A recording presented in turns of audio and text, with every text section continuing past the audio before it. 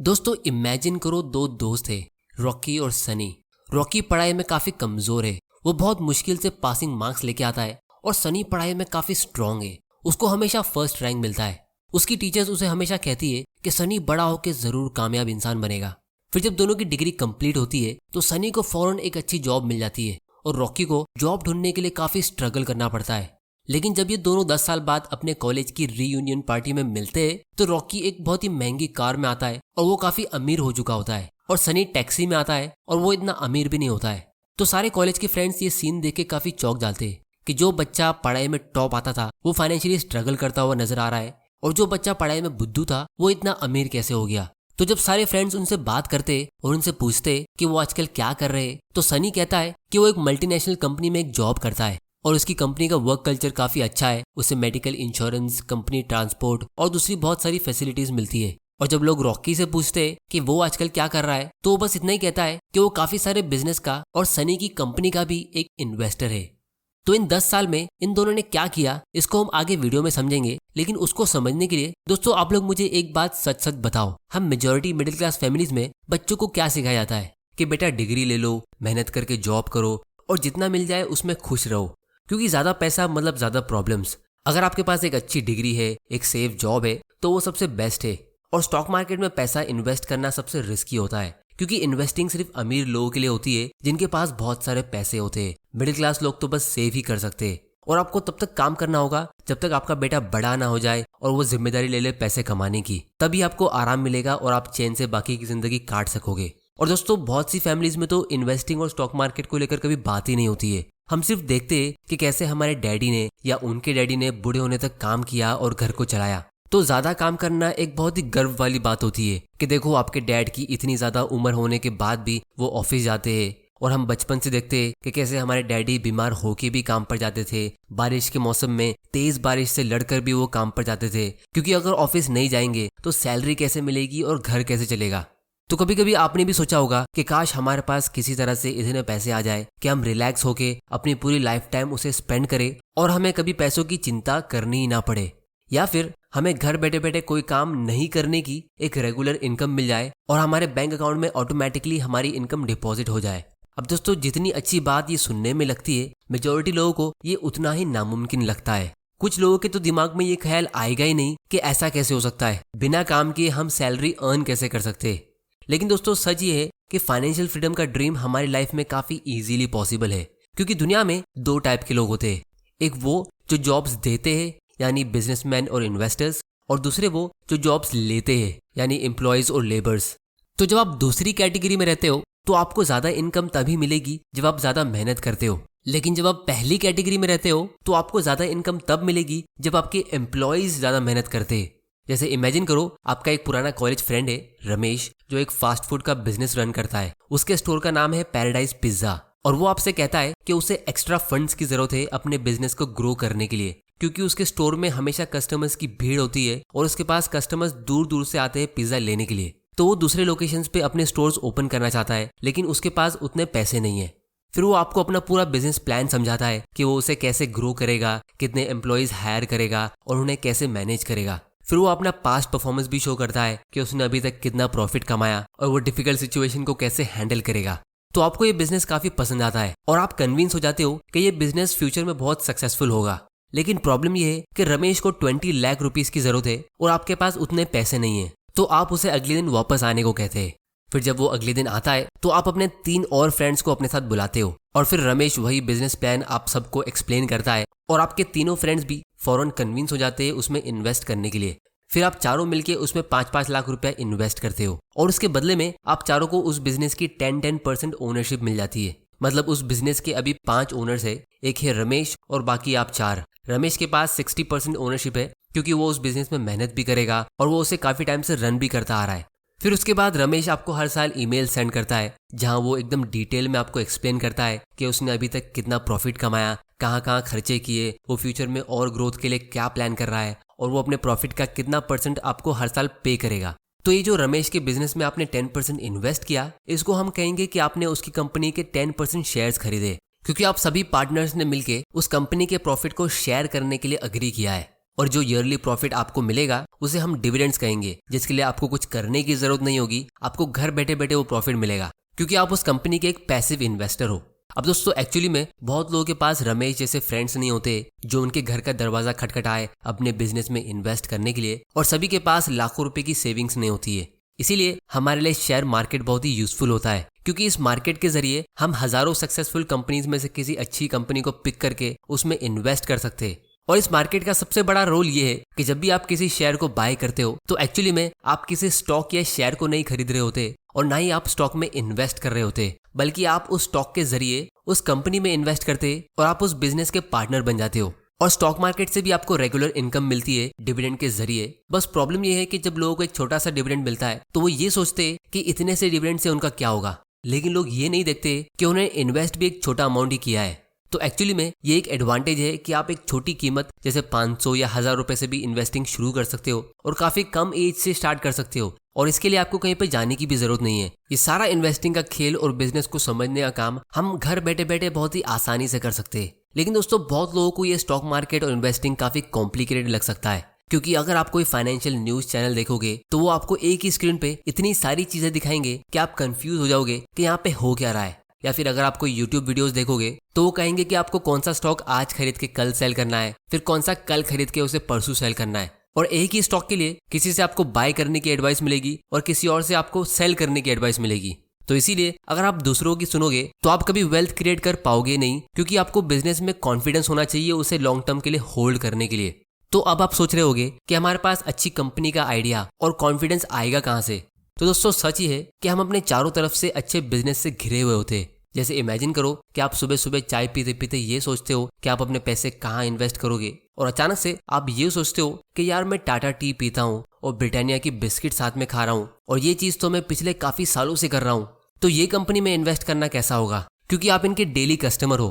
और जब आप इनके कस्टमर नहीं रहोगे तो सबसे पहले ये चीज आपको ही पता चलेगी।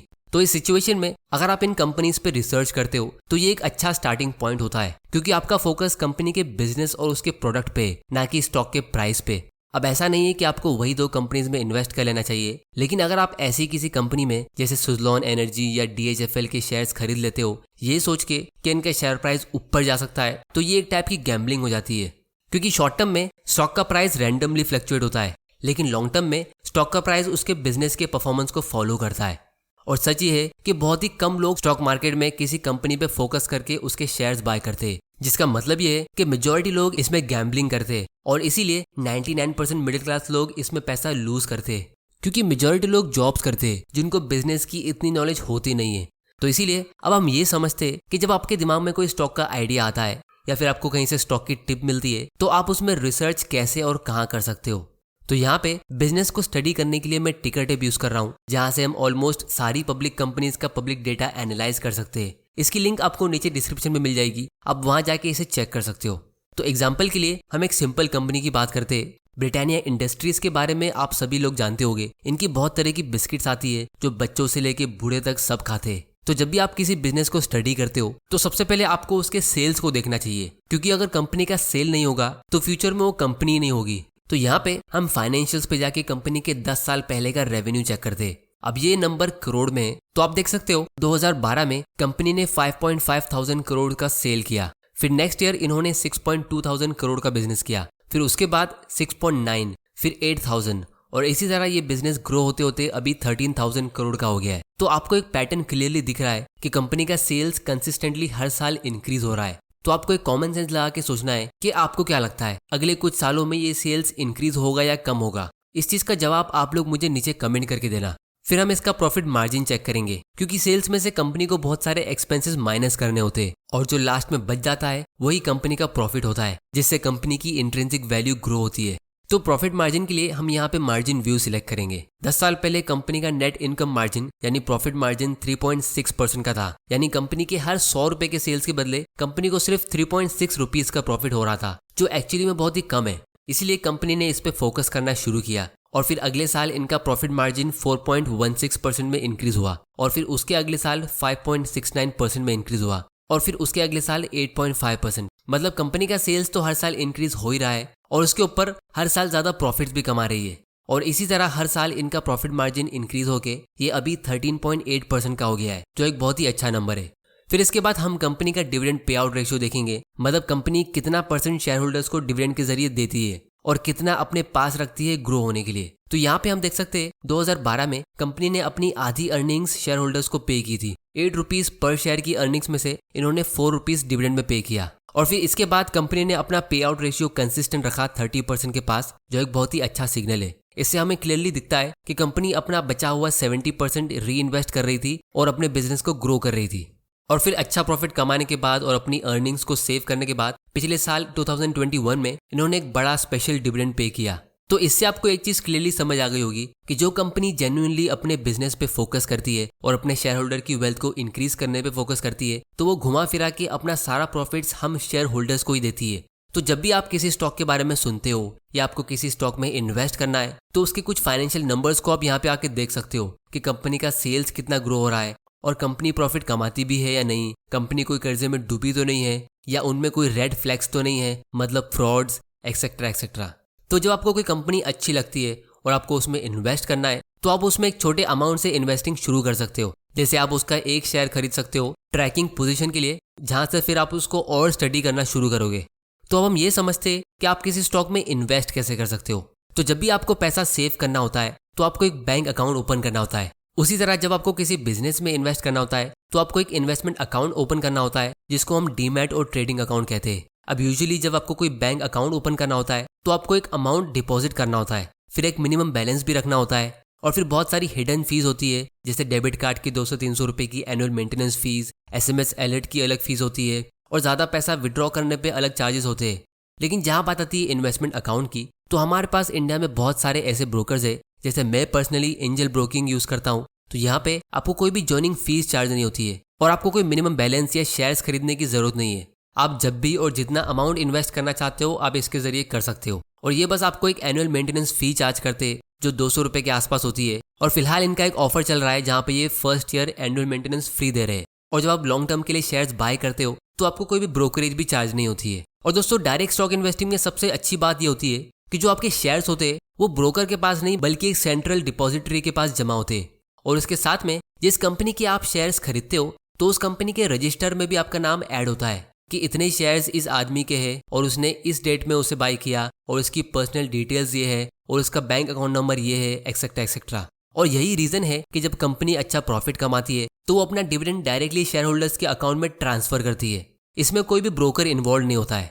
तो एक्चुअली में अगर आप थोड़ा गौर करोगे तो स्टॉक्स कैश और बैंक डिपॉजिट के मुकाबले ज्यादा सेफ दिख रहे हैं, क्योंकि अगर कोई बैंक बंद हो जाए तो आपकी FD और सेविंग्स एक बार खतरे में हो सकती है और कैश आपसे कोई चोरी भी कर सकता है। लेकिन अगर आपने एक बार किसी अच्छी कंपनी में इन्वेस्ट कर दिया और फिर आपका ब्रोकर बंद भी हो जाए तो भी आपको टेंशन लेने की जरूरत नहीं है, क्योंकि आपके शेयर्स का रिकॉर्ड कंपनी के पास भी होता है और डिपॉजिटरी में जैसे CDSL के पास भी होता है। बस प्रॉब्लम यह है कि लोग गलत कंपनी के शेयर्स खरीद लेते हैं, जल्दी अमीर बनने की लालच में किसी हॉट स्टॉक में इन्वेस्ट कर लेते हैं, जिसमें उनका शेयर का प्राइस नीचे जाता है और उनका लॉस हो जाता है। तो अब हम रॉकी और सनी की स्टोरी को कंप्लीट करते हैं। तो रॉकी ने जब अपनी कॉलेज की डिग्री खत्म की तो वो एक बेसिक लेवल का जॉब करते करते बिजनेस और इन्वेस्टिंग के बारे में सीखता और फिर उसने अपनी मेजॉरिटी सेविंग्स को हाई क्वालिटी की ग्रोथ कंपनीज के स्टॉक में इन्वेस्ट किया लॉन्ग टर्म माइंडसेट के साथ।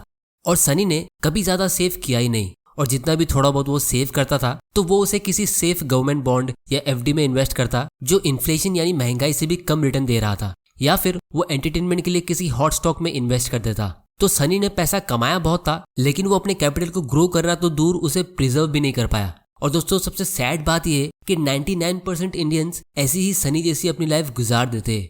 तो इसीलिए फाइनली मैं सिर्फ इतना ही कहूंगा कि जब आप अपना कीमती टाइम देके मेहनत करके पैसा अर्न करते हो और फिर उसको ऐसी जगह रखते हो जहां वो इन्फ्लेशन को भी बीट नहीं कर पाता है, मतलब जिस रेट से इंडिया में महंगाई बढ़ रही है यानी 7-8% के रेट से सिर्फ उतनी ही तेजी से आपका पैसा ग्रो नहीं होता है, तो ये कितनी बुरी बात है। ये तो ऐसा हो गया जैसे आपने बहुत मेहनत करके एक कंपनी स्टार्ट की और फिर आपने उसमें बहुत सारे लोगों को नौकरी दी, फिर उनसे काम कराने के बदले आप खुद और ज्यादा मेहनत करने लगे और आपने उन सारे एम्प्लॉयज को लंबी छुट्टी दे दी। और फिर अपने बुढ़ापे में जब आपको उनकी बहुत ज्यादा जरूरत होती है तो वो एम्प्लॉयज एकदम आलसी और कमजोर हो चुके होते हैं। तो इसमें गलती किसकी है?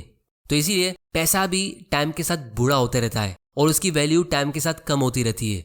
इसको जवान रखने के लिए और ग्रो करने के लिए आपको इसे इन्वेस्ट करना होता है जहां पे ये आपके लिए काम करता रहे। तो इसीलिए लोग कहते हैं कि स्टॉक मार्केट सबके लिए नहीं है, क्योंकि इसमें आपको बहुत ज़्यादा नॉलेज और पैसों की ज़रूरत होती है। लेकिन पर्सनली मेरा ओपिनियन यही है कि स्टॉक मार्केट सबके लिए है और होना चाहिए। बस आपको इसमें राइट माइंडसेट के साथ एंटर करना है और एक लॉन्ग टर्म थिंकिंग रखनी है और बिजनेस पार्टनर की तरह सोचना है। क्योंकि अगर कोई आदमी बीमार और कमज़ोर होता है तो हम सब उससे यही कहेंगे कि वो अपनी हेल्थ का ध्यान दे और हेल्दी बने। उसी तरह अगर कोई फाइनेंशियली वीक है और पुअर है तो मैं उससे यही कहूंगा कि वो इस गेम ऑफ मनी को सीखे, यानी बिजनेस और इन्वेस्टिंग को सीखे और अपने माइंडसेट को इम्प्रूव करे। जिसके लिए इस चैनल को सब्सक्राइब करके बेल आइकन प्रेस जरूर कर देना, ताकि आपसे कोई ऐसे वैल्यूएबल वीडियोस मिस ना हो जाए। और इन्वेस्टिंग आप जितना जल्दी शुरू करोगे आपके लिए उतना अच्छा है, क्योंकि कंपाउंडिंग के पावर से आप उसका ज्यादा बेनिफिट ले पाओगे।